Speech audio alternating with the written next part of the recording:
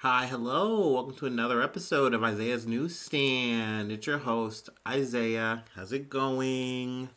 Let's see. Any updates, any life stuff between this episode and last? I got some food. Yes, I finally tried flautas. It's from the same restaurant where I got the pizza burrilla. So I just added that, and it was so good. Like, and what I guess what a flauta is, I'm probably not giving them proper justice, but like essentially it's like a taco, but they fried it, and it's so much better. Just oh my gosh, it was amazing. I had three flavored one, like three different ones. I had one chicken, one shrimp, one fish. All good. Definitely recommend. Gonna have again.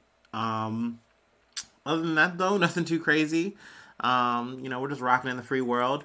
I got some news for you. So let's get going. From USA Today, got Pentagon. Let's run that back. Pentagon to deploy 3,000 troops to Europe as tensions spike with Russia over Ukraine. Now, I haven't really I kind of took like a week or so off of the Ukraine Russia talk just because it's like, I love brinksmanship as much as, the next historian guy, whoever. But like, I don't know, like, we're not doing anything. Like, nothing is really happening. We're talking about sanctions with Russia. Russia is like saying, okay, but we want you to stop interacting, with Ukraine about NATO, just lay off, like, let's stop this. They also have some other demands that they have that are really ironclad for them. And we're like, okay, red. um, but essentially, I want to kind of cover when we kind of do something or something big happens in general, if Russia does make a move. What was it, last week? I want to say there was like a false flag situation that potentially was going to pop off, but it didn't. So that's why I didn't really want to report it. Like, U.S., intelligence that kind of reported, hey, there's a chance that they're going to try to potentially say that, something is happening in Ukraine against Russian people and they need to interact, or there's been an attack against Russians and stuff like that. Like, so they were trying to say that the Russians are stirring up shit, and Russia's like, well, there's no proof of that. We're not doing that, and nothing's happened. I will say, though, something I haven't really updated on outside of this, which I'm getting into now. Russia has sent in more troops, I believe, than the 100,000, like around Belarus and stuff like that. So, there's definitely things happening. Brinkmanship is increasing, but it is definitely nothing has happened to the point of no one's pulling a trigger. So that's good, and hopefully it stays that way. I think people still are of the mind and that that's not going to happen. That that we're not going to have a full scale war. That Russia isn't going to invade, but all the same, we have sent 3,000 troops to Germany, Poland, Romania. Um, Also, that's on top of 8,500 troops that are placed on a heightened alert. So, those are people who are already on standby. So, it's a number that is rising. But still, it's very hands off. Essentially, they're sent to NATO places to protect NATO things. Russia or Ukraine, is not a part of NATO. And I don't know. This all this kind of stuff, this back and forth, it can be hard to kind of parse, especially when we're talking about how you feel about one side or the other of things. I think if you're pro Western thoughts and feelings, then you understand why we want to press the situation, why we want to defend Ukraine. If you're the type of person who's like, hey, I really wish we were just hands off, and it doesn't seem like Ukraine necessarily wants us to put the screws up. But in that situation, it is kind of hard because I do believe that Ukraine doesn't want to go back to Russia. Maybe there are parts that do, but I think the majority seems to want to just be independent. It's not necessarily about being a part of NATO. They just don't want to be under anyone's thumb. But it's a quagmire of a situation, that's for sure. I don't think that there's just one line that you can take that's going to solve the whole situation. I think there are definitely multiple interests at play here. I think there's people who are just like, well, then why doesn't just Putin just send the troops home? Just like back off. It's because, he has, interests and designs that he wants to see through. And, and also, too, I think on our end, too, why are we pushing troops out? Why are we doing things? Like, why are we escalating? It's kind of one of those because we can situations. We have the budget, we have the military. Like, why aren't we using it? So I think it's a little bit of this, a little bit of that. But, of course, we'll keep you posted, on things that matriculate. I don't want to, like I said, I don't want to overdo it, but definitely want to, talk about it when it seems appropriate too. But yeah, let's see. We also have some more international stuff, some more news in Syria. I got this from Reuters, but then I also backed up with a profile that I got from Al Jazeera. Let's see. I got the full name here. But let me start with the title. But at least for this part, ISIS leader Quraishi, I'm not pronouncing that right. Sorry, forgive me. Kills himself during Syria raid. U.S. says, and I'm going to emphasize this title because it's kind of a prolific thing I've heard when this story gets told. U.S. says, or Joe Biden says, because I feel like that part is very important in this story. But essentially, an Islamist state terrorist.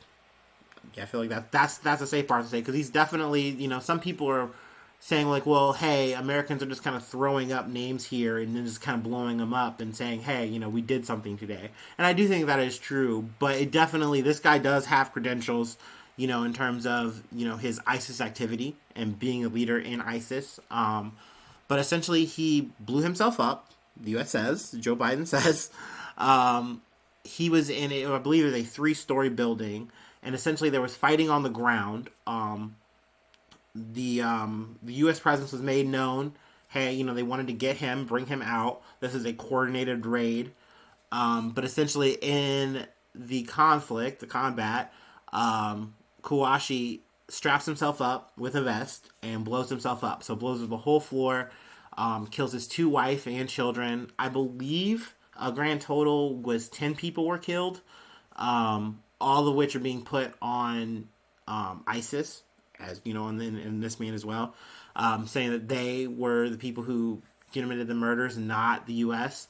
There was a drone that targeted Kouachi, and it's not said that the drone did any firing or any combat, but they're saying that more or less the explosion was just from the vest, and that was most of the damage. Essentially, this was a man who kind of replaced another leader. Let's see if I have the name of that man.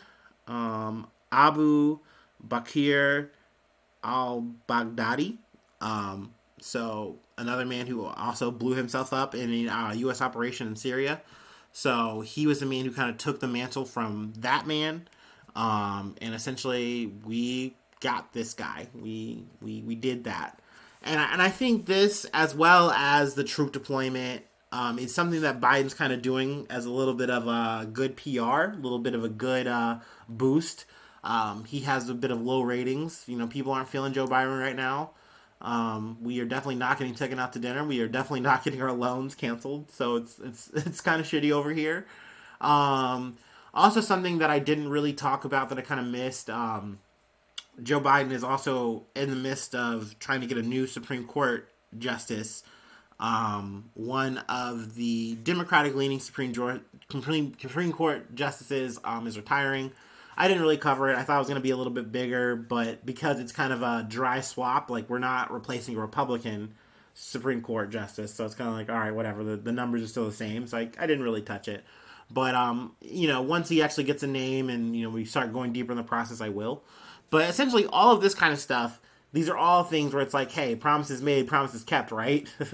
But really, at least in terms of the situation with the raid in Syria, this is more or less just kind of war shit. Like, hey, we know we left Afghanistan in a bad way, but we are still showing a presence. We are still doing things.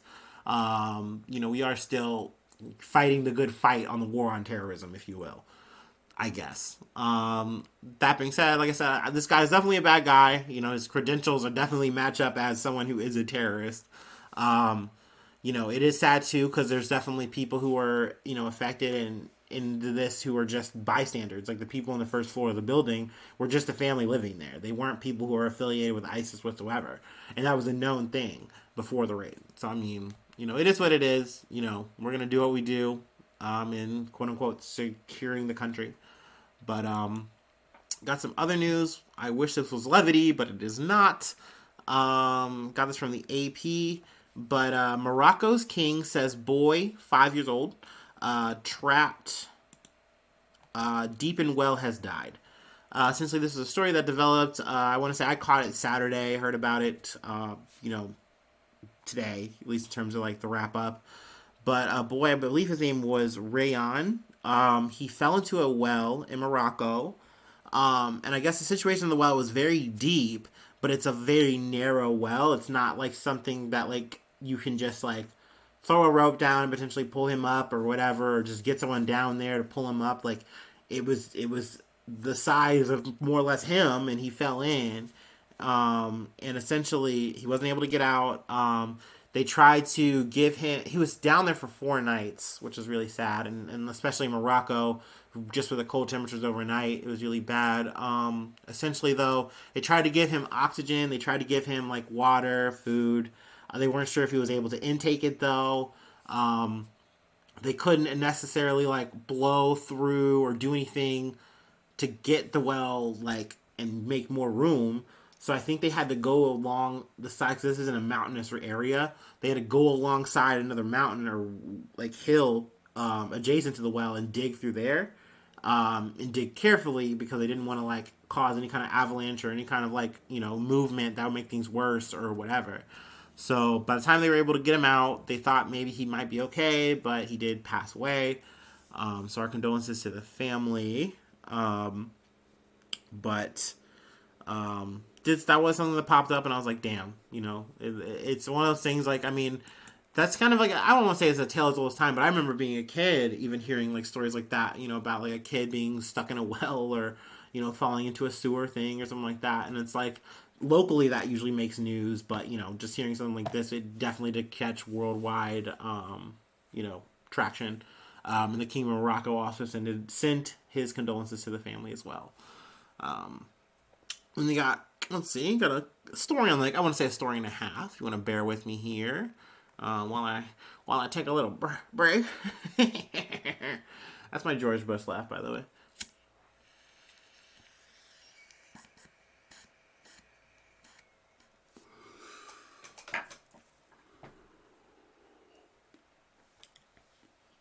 Oh, good. Ooh.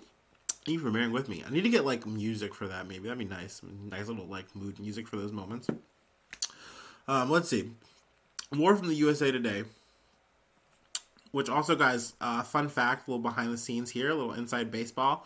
I dislike interacting with the USA Today because like they always give you a bunch of weird ads and stuff, and that bogs down my shitty little laptop. And it's like, cool, let's crash this whole operation. let's do that. That's fun. Luckily, we're good. We're good today. But let's see. Title here. Ex-Dolphin coach Brian Flores sues NFL alleging racism in hiring practices. Honestly, I mean, if you've, as long as you've been living in the free rockin' world, you know that this is not really a surprise. I did learn a little bit, though, from this whole situation. Like the Rooney Rule, which I'll kind of do a little bit of explanation here. But essentially, Brian Flores, he's filed a class action lawsuit against a few of the teams in the NFL. And this is also a little bit of Black History news. He started it right at the top of February, which I love for him on that part. But it's going to be going through Manhattan Federal Court. Let's see.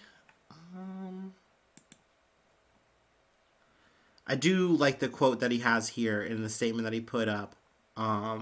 He says, God had gifted me with a special talent to coach the game of football, but the need for change is bigger than my personal goals, which I believe he probably meant personal goals. This is a personal statement he made. In making the decision to file the complaint, I understand that I may be risking coaching the game that I love and that has done so much for my family and me. My sincere hope is that standing up against system racism, which I meant systematic racism, in the NFL, others will join me to ensure positive change is made for generations to come. So essentially, the situation is he was fired from the Dolphins, which was a situation that was kind of sussy, which we will get to. But he was applying, or he was in an interview process for the Giants. And in the process, several weeks though, before the, or at least before the interview even happened, Bill Belichick, someone he had was a part of the coaching staff beforehand, he had told him congratulations on getting the job. And he's like, well, that's weird. I haven't even, done it. But I mean, at this point, he kind of now is doing the math and understands that, oh shit, I'm about to interview for nothing. Because he kind of, realizes there's another Brian involved that eventually does wind up getting the job, which is Brian DeBall. Essentially, now he is now interviewing in this process, and he's a part of what I mentioned earlier was the Rooney Rule. Essentially, they needed to have two minority candidates involved in the interview hiring process to say, hey, you are trying to hire non-whites into the coaching staff because we're in a situation where pretty much all the athletes that you have in your game are black, but all of the staff is white. I believe currently now there is one lone black quarterback who is under the Steelers. I should know his name, but my defense is I'm a Bengals fan, quote unquote. There you go. That's my reasons for the season on not knowing his name. But yeah, there's only like one now. Brian Flores was a quarterback or was a coach for the Dolphins, but he was fired after. It was still a losing season, but I mean he had made improvements. But essentially, I believe Stephen Ross, who is the owner, had more or less said, hey, I'll pay you $100,000 per loss if you just tank this season. And essentially to try to get a better draft pick situation going. And, I mean, of course, as someone who's trying to have a winning season, trying to make the best career for himself, he said, fuck that, and, actually went on some win streaks. But it didn't amount to a winning season enough to change things. And he wound up getting fired for that. Whereas I'm sure if you put another quarterback of a different, I'm just going to say a different skin tone, that wouldn't have happened. And don't get me wrong, I understand that the nature of football, sports, coaching, all this shit is high ceiling, high competitive.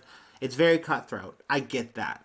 But at the end of the day here, there are things that are very blatant. It's very on its face. It's very black and white. These people have chosen to be like, look, we're going to play by the rules here. We're going to get some guys here, get a couple of candidates, because obviously Brian Flores wasn't the only black candidate in the running.